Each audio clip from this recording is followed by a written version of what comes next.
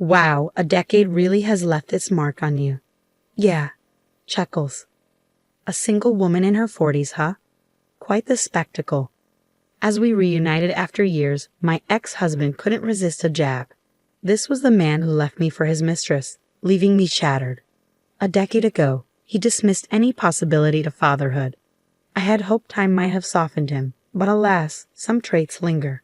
Even after all these years, he still sees me as inferior, dredging up old wounds with his insults.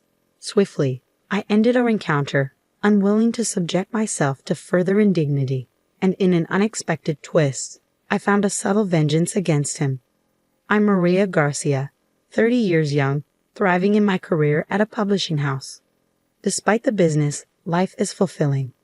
Tim, my husband of 32, adds to the joy. We've been married for 3 years now, yet the pitter-patter of little feet still eludes us. It's not that we're not trying, it's just not happening.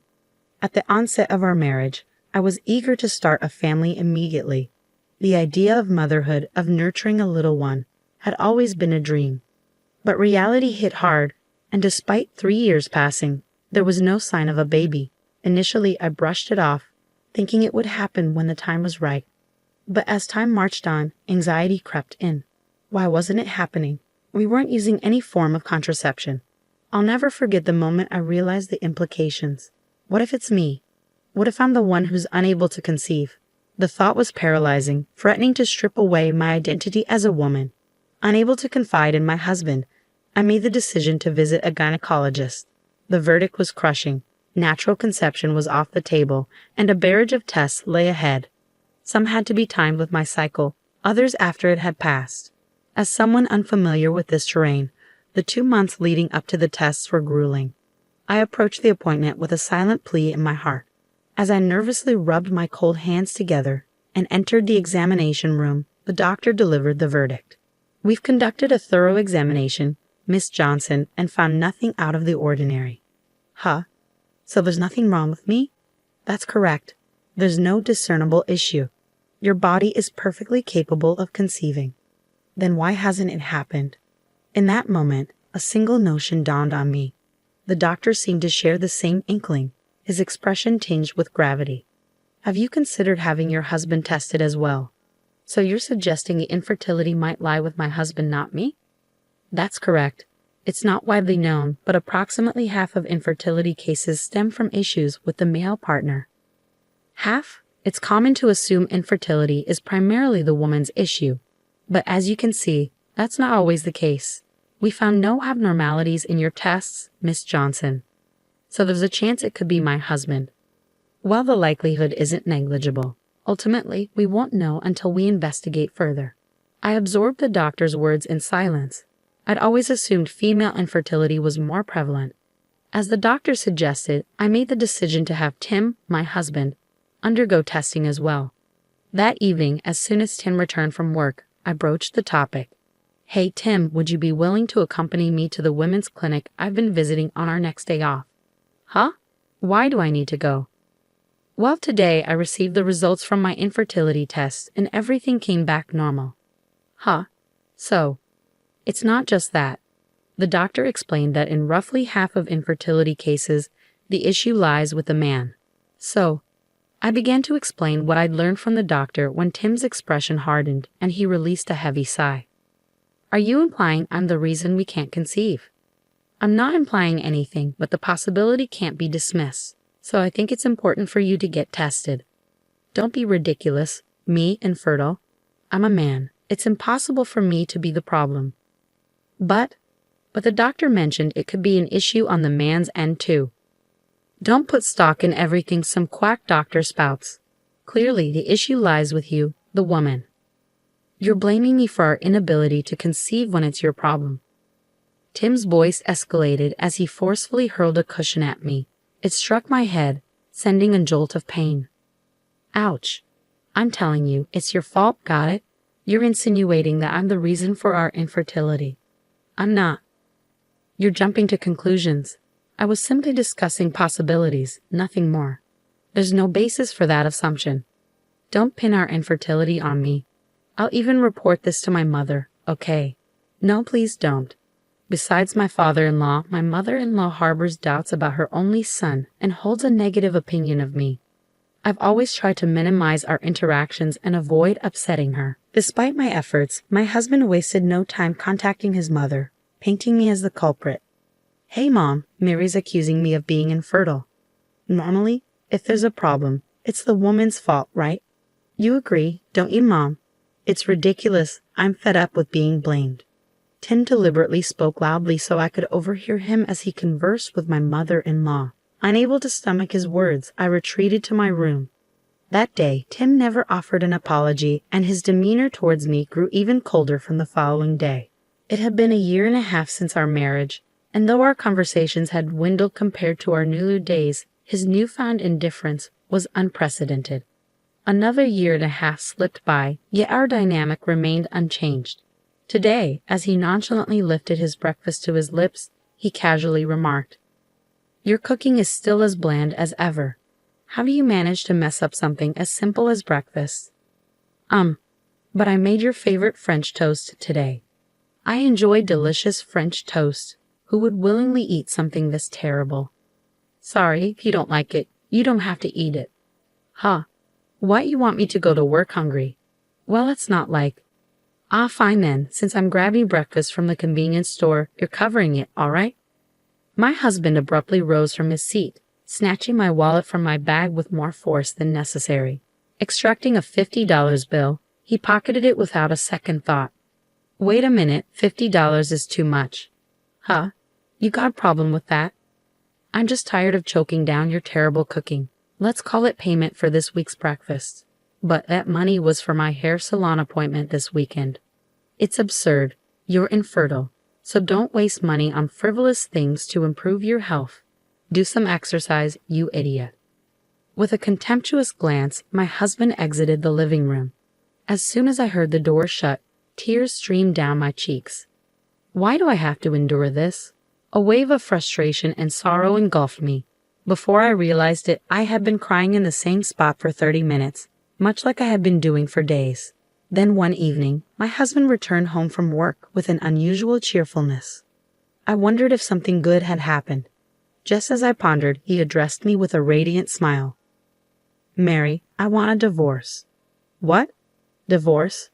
What are you saying?" "I'm going to be the father." "Huh? A father? I don't understand." "She's pregnant. We've decided to raise the child together. So please, let's get a divorce." "She's pregnant?" His words sounded like a cruel joke. All I could grasp was the betrayal he had inflicted. No matter how I sliced it, he had been unfaithful. Tears clouding my vision, I mustered the courage to ask, Is that baby really yours, Tim?" "Huh? What are you talking about? Are you still hung up on the infertility thing? We've been married for 3 years and no child. It's not on me. You're so obstinate. You're just envious because you can't conceive, aren't you? Well, tough luck. You're the one who's infertile." With those words, he shoved me aside, demanding that I leave. It stung even more knowing that the apartment was solely in his name. If one of us had to depart, it would inevitably be me. As I reluctantly gathered my belongings, he tossed the pre-prepared divorce papers in my direction. "Infertile woman, get out." "Why are you? The alimony can come later." "I'll leave, even without your prompting. But I never imagined you could be so heartless." "Say what you will. I'm reveling in my newfound happiness. Unlike you, I'm going to be a parent." Laughter. With a mocking laugh, he exhaled.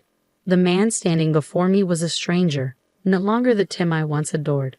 Leaving the apartment, I secured a temporary rental near my workplace. Scouring for a permanent residence, I eventually settled into a new apartment. With only the essentials, clothing and basics, I juggled furnishing my new abode while managing the demands of work. However, the $30,000 alimony from my ex-husband and his mistress provided a financial cushion, easing the transition into my fresh start. Over the next 5 years, I threw myself into work, determined to leave my painful past behind. During this time, a mutual acquaintance at work introduced me to John Thompson. John, 2 years my junior, possessed a warm and generous spirit. Like me, he had weathered a divorce, marred by his ex-wife's infidelity. Neither of us bore children. our circumstances mirroring one another's. This shared bond forged a deep understanding between us, eventually blossoming into romance. After a year of courtship, we joyfully exchanged vows, becoming husband and wife. Now Mary Thompson, I threw myself even deeper into my career. Yet, on weekends, my husband and I relished in outings, embracing our newfound lease on life with occasional trips and adventures. To my astonishment, on my 37th birthday, I discovered I was pregnant. Just 6 months into our marriage, the child we had longed for arrived with unexpected ease. Tears brimming in his eyes, my husband celebrated with heartfelt joy. "Mary, thank you. I'm overjoyed." "I am too. I'm beyond happy. I never imagined I'd become a mother. Despite our age, I'll stand by you every step of the way. Together, we'll tackle whatever comes our way." "Thank you, John. I'm truly grateful to embark on this journey to parenthood with you." True to his word, John stood by me throughout my pregnancy, shouldering all the household responsibilities we once shared and handling all the shopping. 7 months later, our daughter arrived safely, bringing unparalleled joy into our lives. As time flew by, Lisa turned 3, her chatter filling our home with warmth. On a day when John was away, Lisa and I ventured to the park. While she played in the sandbox, a familiar voice caught my attention. "Is that Mary?" "What?" "Tim." "Indeed, it's Mary. It's been quite some time." Standing before me was my ex-husband, Tim, the one who had once abandoned me. His grin widened as he drew closer, scrutinizing my expression.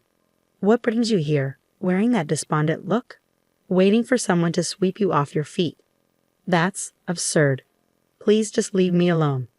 "My, how you've aged over the years. A single woman in her 40s. You seem rather downcast." My ex-husband clapped his hands together and erupted into laughter. His presence felt like a sudden rupture, shattering the newfound happiness I had just begun to embrace. Why did he have to show up now, of all times? It was because of him that I endured so much pain. I couldn't forgive him. Today, I resolved to unleash all the pent-up emotions within me. I rose to my feet, the anger boiling inside me beyond control. "The root cause of all this chaos is you." Just as I was about to unleash my fury, my daughter tugged at my clothes, her expression puzzled. "Mommy, who is this man?" "Ah, Lisa, Mom's friend." "Mom's friend? Hi." As my daughter addressed me as Mom, Tim's eyes widened in shock. He rushed over to me, a bewildered expression on his face. "What's happening here? She just called you Mom." "Yes, this is Lisa, my daughter." "What?